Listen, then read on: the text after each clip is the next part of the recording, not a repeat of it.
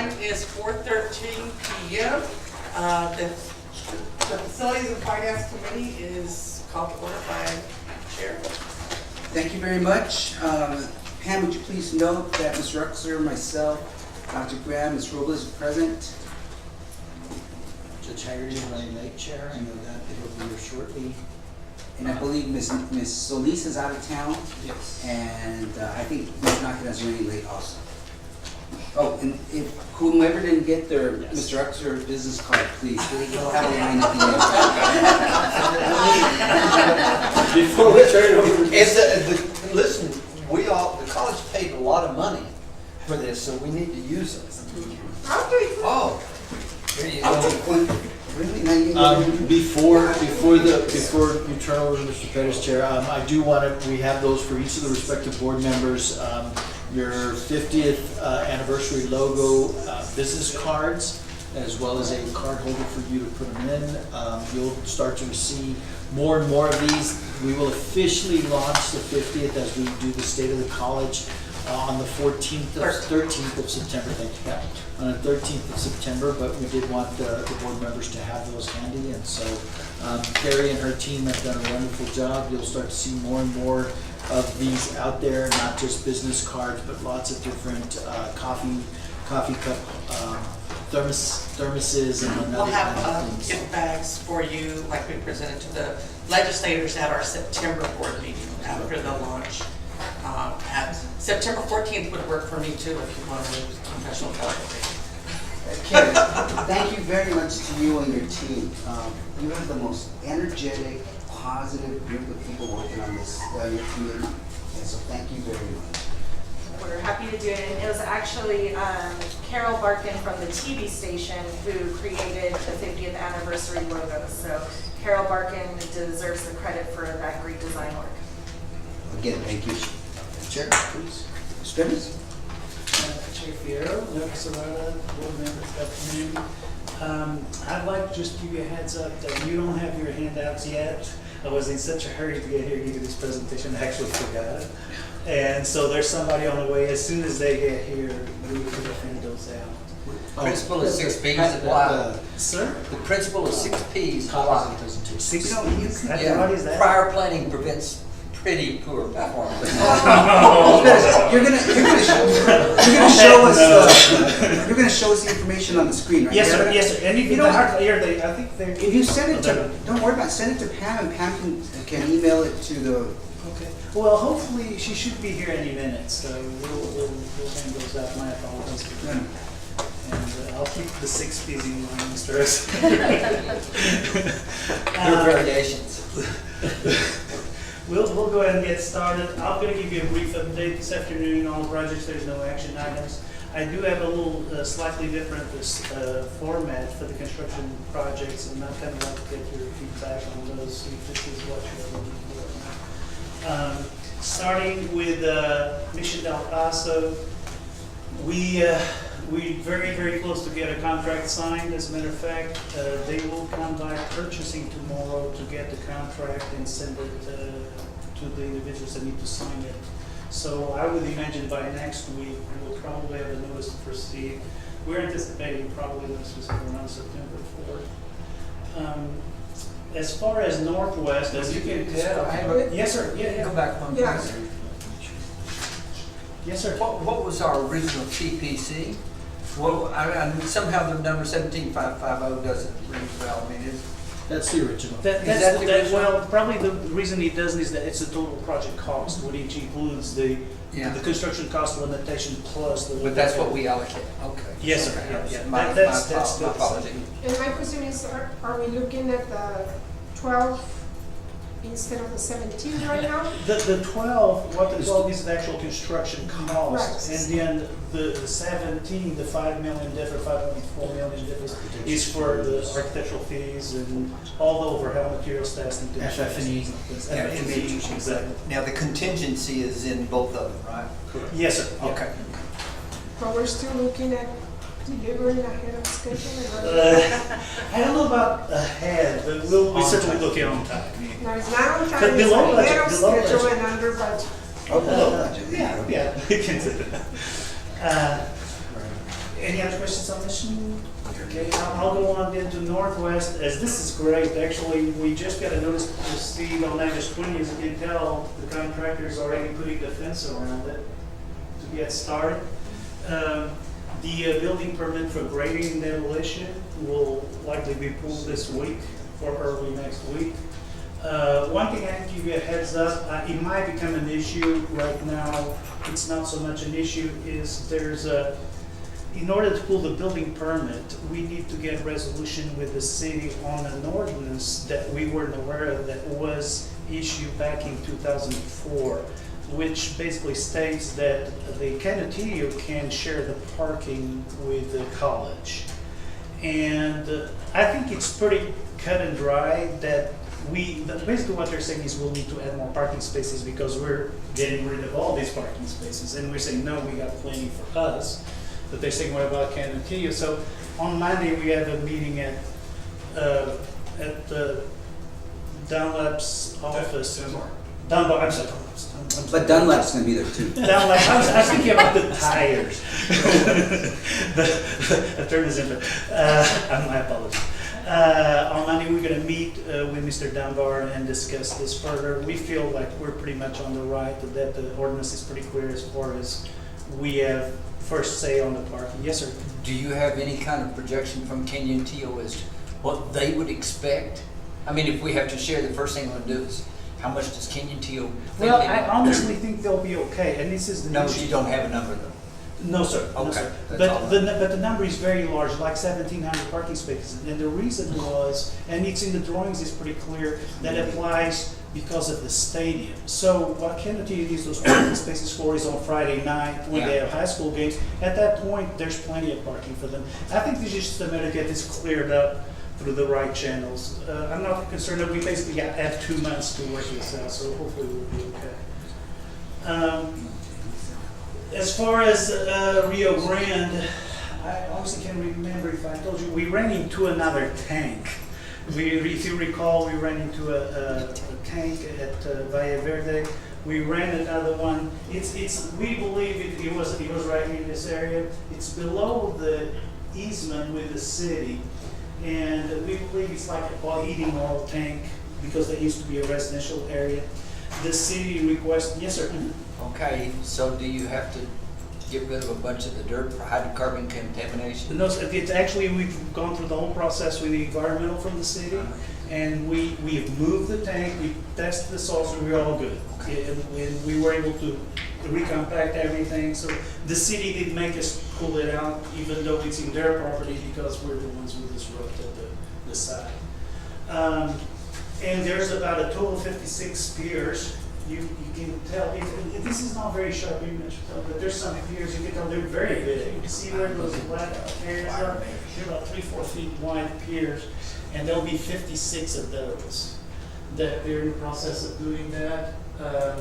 Furthermore, I don't know if you recall, we had an issue with the Brio enclosure, and after a lot of deliberation with the city and going through with the contractor, we said, we're just going to protect it, and that's what this is right here.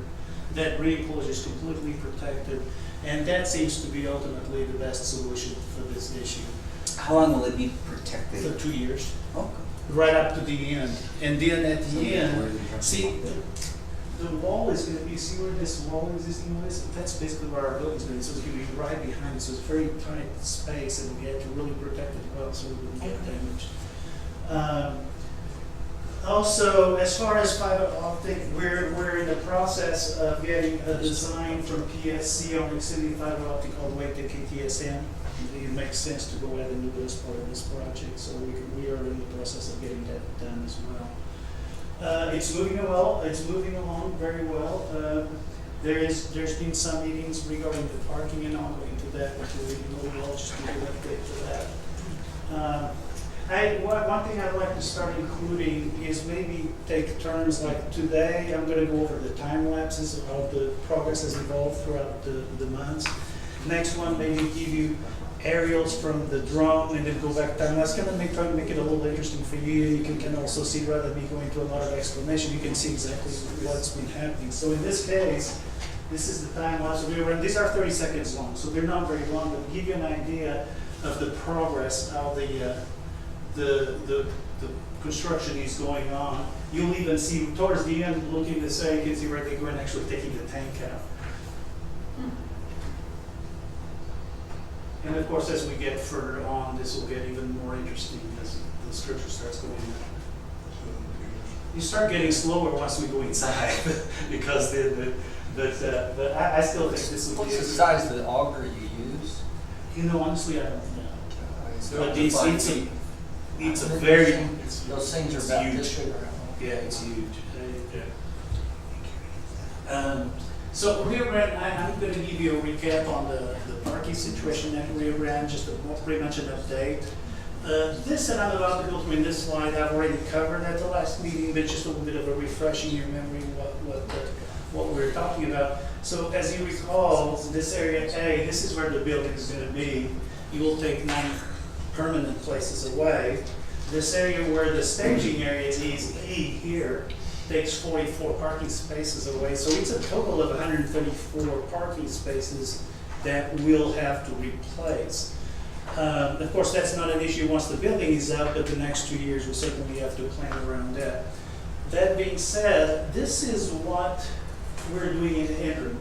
Prior to the lease on KTXM expires in February of the next year.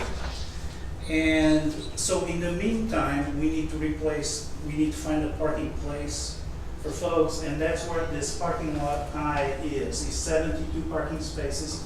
That's just on a temporary lease until February of 2019. This one is a more permanent. This parking lot here is the lease for 2 years, and that's for the full length of the construction project. And that one provides 49 parking spaces. So the total provided by these 2 lots is 121 parking spaces total. Furthermore, physical plant has actually created some more accessible handicap parking. In the parking garage, 6 additional parking spaces in the first floor, 6 additional parking spaces in the 3rd floor. And that's to obviously try to make it a little easier for folks to get around in that area in the wheelchairs. Then we have a city-controlled parking on street that it's this area here, and the city's already done their work in here. They took all the no parking signs, so that gives us 6 additional on-street parking. And so to recap it, after all this is the balance. So until KTXM becomes available, parking lot becomes available, until KTXM. Did you have a question, Mr. Chairman? No, I was gonna- Okay. We lost 134 parking spaces. Available parking spaces, then we have 127 total, if you consider all these parking spaces went through, so it leaves us 7 parking spaces short. Now keep in mind, this is until we actually get KTXM in February.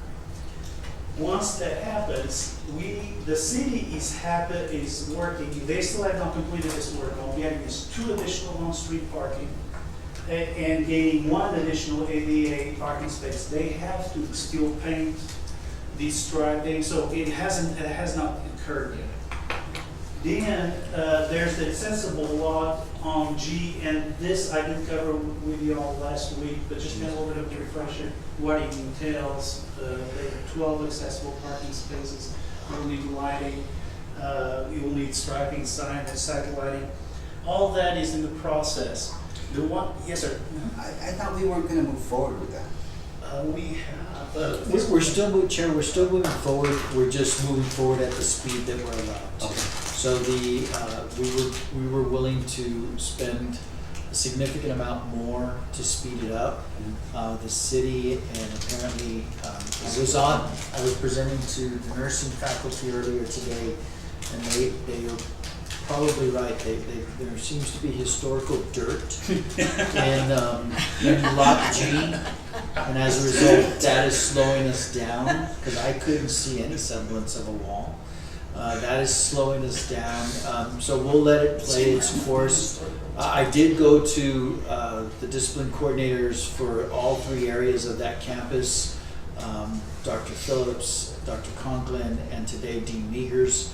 I wanted the faculty to know that we understand, and when it's all said and done, the project managers, Mr. Gallagher and Mr. Roberto, have done a tremendous job. We're gonna have a net loss. Had we gotten these, we would've had a net gain of 5 spots. So we actually right now have a net gain of 7 parking spots until these come up, and then we'll be in the black. My recommendation is we keep both temporary lots until we finish the building, or as long as we possibly can based on the owners, just so that there's a net gain. But I spoke to all the faculty. I also let the faculty know that I would be on campus on parts of Monday, Tuesday, and Wednesday of the first week of class rather. I asked them to excuse that I won't be wearing a jacket, because I will not take one of their parking spots. I will park far away from the campus, and I will walk to campus just to observe, to see what's going on during the first few days of class, so that they see me and can let me know the issues and concerns. In addition, Mr. Smith has spoken to the faculty and asked that our faculty be more lenient as far as students getting to class on time the first week of class. We've also spoke to Dr. Gonzalez and Chief Ramirez about, in particular with the temporary parking lots, to be lenient on citations for a longer period of time than we normally are. We're going all out to make sure everyone understands. We realize that it's going to be a challenge for a period of time. And on that line of historical dirt, the building does have to go be reviewed by the Historical Landmark Commission. It does. And at the EPCC, that staff has actually been moving very quickly on this. The application was submitted August 20th, and it'll go before the Historical Commission on September 10th. How do we know that no one's stealing our dirt? And believe it or not, G is in Sunset Heights. Yes, sir. That actually is part of Sunset What an Heights. improvement it would have made to the. Exactly. But I mean, But that's modernization, and this is a historical history. Ms. Reyes, please go on. Do we even know what was there? We don't. There's a home right next to it. They have a small rock wall, Dr. Graham, but I don't know what was on that lot. And Dr. Graham, at one time there was a Okay. Victorian home there, but it was torn down long. We didn't do that. Thank you so much. You know, talking about parking, Mr. Lobato, have you put any thought into when KTSM moves out, are we going to take down the fence? We are? Okay. yeah, the plan is that we would take down the fence, and I do have an item for the board during executive session to speak to with regards to KTSM, but that we would take down the fence and open up that parking. We're hopeful that it might, the drop dead date is February 19th, but we're hopeful that it may occur, thank you so much, Mr. It may occur prior to that, it may occur sometime during the fall term. Okay, TSM is not historical, is it? I don't believe it is. KTSM, the building, Mr. Roboto, I don't think it is historical, correct? The KTSM, no. It's not. Although our plans right now are not to tear it down. Right now. We're gonna put a cell tower. It's okay. Sorry. Oh, no, that's fine. So out of this parking lot, we will result in a gain of 1280 spaces. So to summarize, once KTSM is available, then we'll have 77 parking spaces additionally available. So this temporary lease can be then dropped, and we'll grab those parking spaces here. So here you have 77 parking spaces. The long-term lease is 49 parking spaces. And off-street parking, which you have 6 here and 2 over there, is 8. So that actually leaves us a net of 0 spaces, which is wonderful. So basically, during the 2 years that construction will take place, you'll actually have the same number of parking spaces as you did before construction started. So going now to Trans Mountain, now this is the new format that I have to hopefully show you a little more of what's going on. But also on Trans Mountain, I want to caution you when you get to see the schedule and the projections for the numbers. We're still debating with the contractor as far as, if you recall, there was that interruption. Right. So we're still debating with those, so you'll see, it'll look a little skewed because we haven't officially approved any time extensions. So this, as you can tell, is going along very well.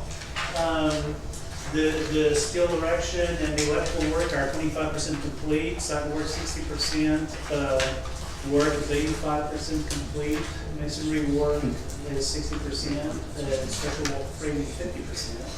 So, and the good news is the transformer infrastructure now is complete.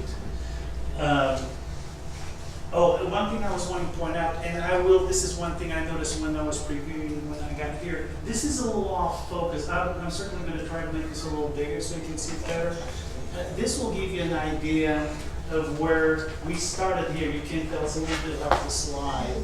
But we started here, gives you an idea we're at 57% not taking into account the extension yet. And this is when right now we're planning on finishing, and that's when we're planning to move in July. And the reason the planning to move in is here is because we anticipate that to move like to March or in the north. So that's why it's this way. It'll make a little more sense once we actually document that time extension.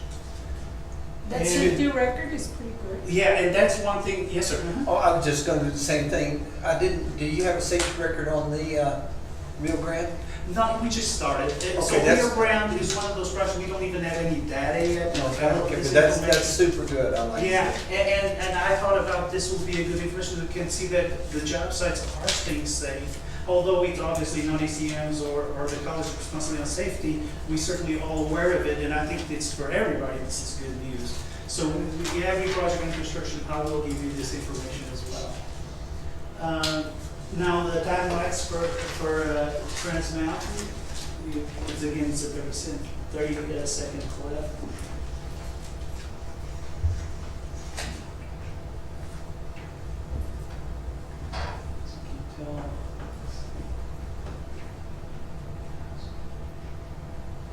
This is where of course, we're for the slabs, and the walls start coming up, still starting to come up. So it's looks good. And now, I kind of told you where we were as far as the schedule in terms of a calendar. So that now, what I'm going to cover is more in terms of cost, because if I recall at the last meeting, one of the things you all wanted to see as well as where we were percentage complete was also how we were doing financially. And so these next two charts are going to give you what we anticipated the building to be and where we are in terms of cost and percentage completion. So this first chart shows you what the planned buildings list is in blue, and so far we had actual buildings of 1.2 million, I'm sorry, actual buildings of 872, and we anticipated 1.2 million. As long as, and you'll see that on the S-curve as well that I'll show you next, as long as those values stay pretty close, this is not an exact science, it was estimated. So it's good, particularly knowing that we're going to have that time extension, which is going to extend this a little more that way. So it looks good here on Trans Mountain. And If I have a minute, if you can come Yeah. back, let me just clarify something. sorry.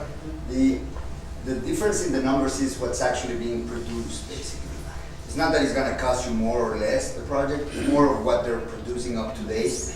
And based on the original schedule, they have a projection of expenditure. And so we're just comparing that because it's important to us to figure out if the contractor is spending enough time or resources or crews to get the job done. Especially now that it's so much construction in El Paso, there's always a danger of contractors not spending a lot of time in one job because they want to finish that other one and play that game. So that's kind of what this means. It doesn't mean that it's costing more or less, it's just the expenditure's up to You're date. right, I'm sorry, yeah.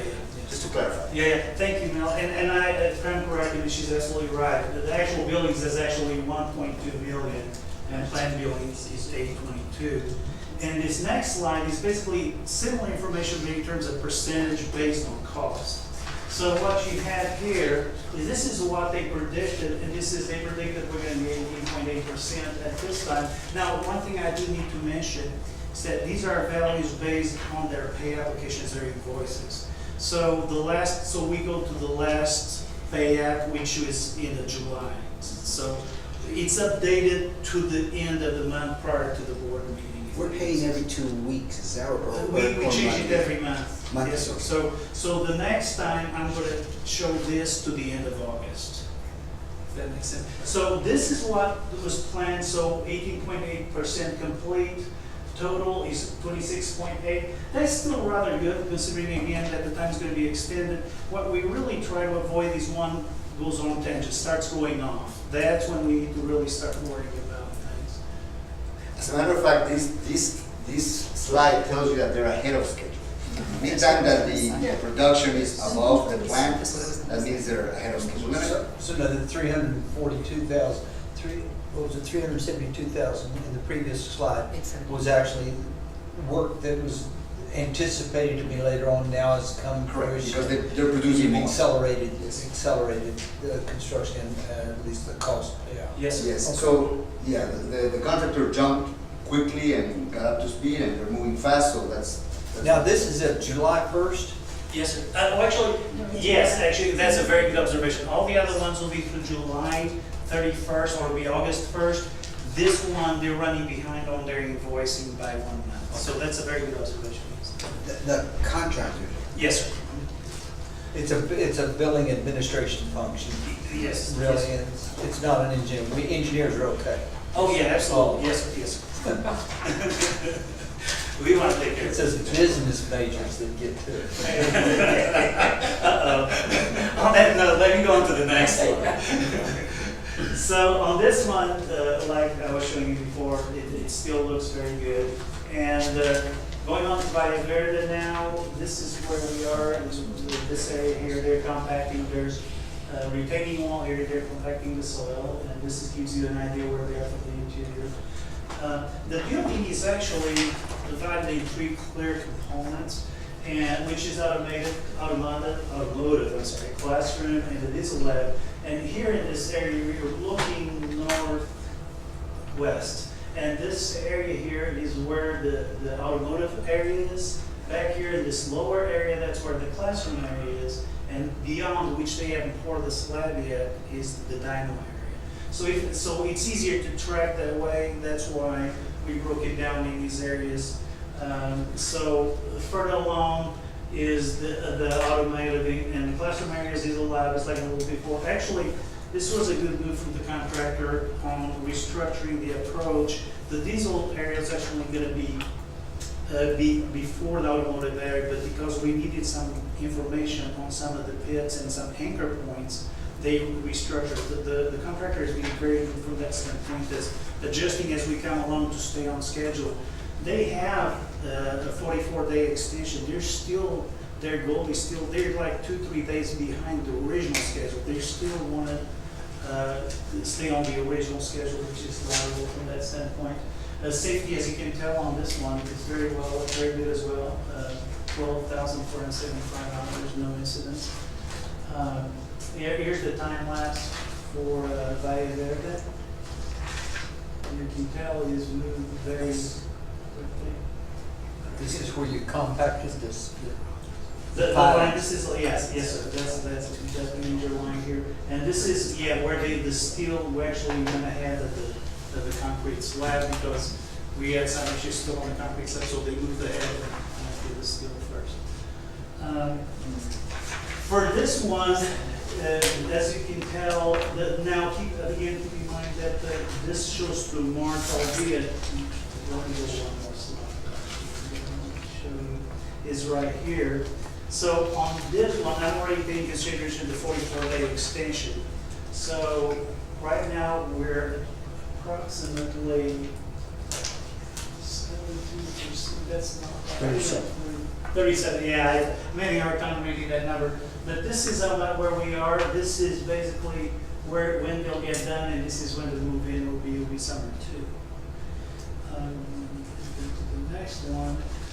So this is in terms of planned building. The actual buildings was 1.2 million versus the planned buildings of 1.5. It's still not too bad. And again, keeping in mind that this doesn't show that time extension as well. this one will show how close the things are. They're gonna cross over a little bit, but this is where they're trying to make their, as you can tell, they got a head here, and then now they're starting to come back, and ideally, it would be for these 2 points to be as close as possible. Via the classroom lab, it's also moving very well. As a matter of fact, this is right on, says it's going right on target, the progress on this building. The underground electrical 65%, plumbing 50%. The reinforcement for the foundation is 50%. The Olympic slab, which is what you're looking at right here. The concrete placement is 100%. And there will be a furniture presentation from 3 vendors on September 12th, where we're going to bring, there's 2 rooms set aside by there that where actually the vendors are going to come in those rooms and set up their furniture. And they have a designated amount of time for each one of them, and the students and faculty and league will get a chance to come and hear them out and test the furniture itself, which I believe is important to test the furniture. And that will be September 12th. As far as safety, 1,816 hours work, and no safety incidents as well. On the previous one, the Trans Mountain and the Valle Verde, Yes, ma'am. the safety hours are identical. Is that a coincidence? Probably a mistake. Let me see.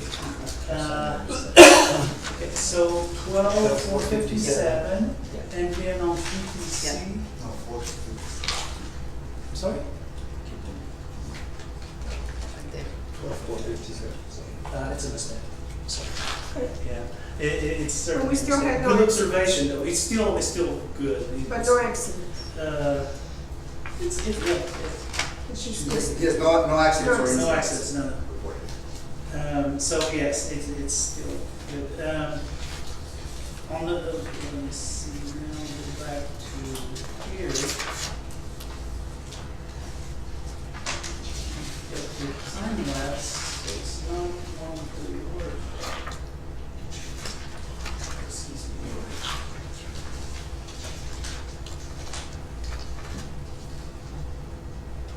Let me see if I can do it. There you go. So this is by where the. That's looking faster there. They really Yeah, work the kids up fast. on their- They're excellent workers. Yeah, is that where they're doing the compacting, Yes. the pilings? Yes, sir, yes. And you can tell where, right here, where all the piers here, This year's, yeah. so this is where we are on the classroom lab. And so here's the planned buildings versus actual buildings. You can see how close they really are. It's $1,000,001 peak 3 for the actual buildings and $1,030,000. And the schedule, there's no time extension on this one, so the schedule is right on schedule. Oops. And then for the percentage complete, you can tell they're right on top of each other, so that's ideal. That what we have planned is actually what the progress is going. So that concludes the presentation. Any questions? Oh, just a little bit of feedback. Is this more or less okay, what you're looking for? Anything else you want? Okay, okay. So I'll try to fix a little more on those schedules as far as the new data, so it's easier to read. Thank you, it's pretty No, good. thank you, thank you. Any questions? No? Okay. It is a few minutes before 5, our next meeting's at 5:30, so we can go into executive now, because I know that there's some issues you have. Just come. And then Dr. Graham, question for Dr. Graham, and we knock it out now.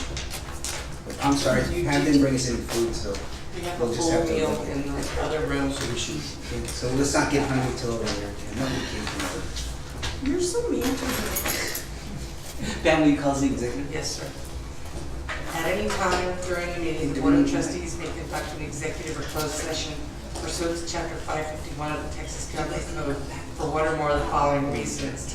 One, consultation with its attorney to seek or receive legal advice or consultation regarding pending or contemplated litigation or for any purpose authorized by law. Two, discussion about the value or transfer of real property. Three, discussion about a prospective gift and donation. Four, consideration of specific personnel matters. Five, discussion about security, personnel advices, or discussion of certain economic development matters.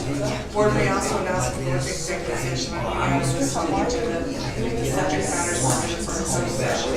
By provisions of chapter 551 of the Texas Government Code, any vote regarding the matter shall be taken in open session. The time is 4:48 p.m.